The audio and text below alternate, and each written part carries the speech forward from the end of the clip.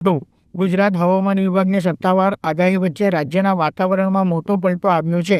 છેલ્લા કેટલાક સમયથી અસહ્ય ઉકળાટ અને કાળઝાળ ગરમીથી ત્રાહિમામ પોકારી ગયેલી જનતાને મોટી રાહત મળી છે, કારણ કે રાજ્યમાં તાપમાનનો પારો 3 થી 5 ડિગ્રી સેલ્સિયસ સુધી ગગડી ગયો છે.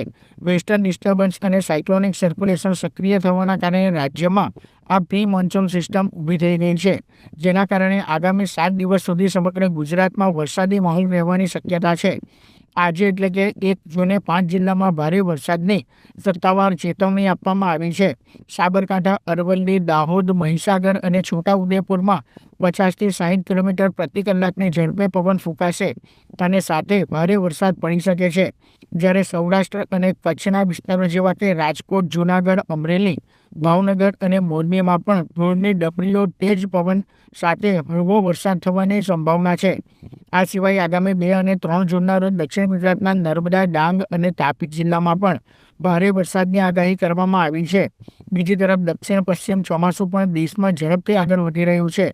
અરબી સમુદ્ર અને બંગાળની ખાડી વટાવીને આગામી 4 થી 5 દિવસમાં ચોમાસું કેરળ અને તમિલનાડુમાં દસ્તક દેવા માટે સંપૂર્ણ તૈયાર છે, જેના કારણે ગુજરાતમાં પણ પ્રી મોન્સૂન એક્ટિવિટી જોર પકડી રહી છે.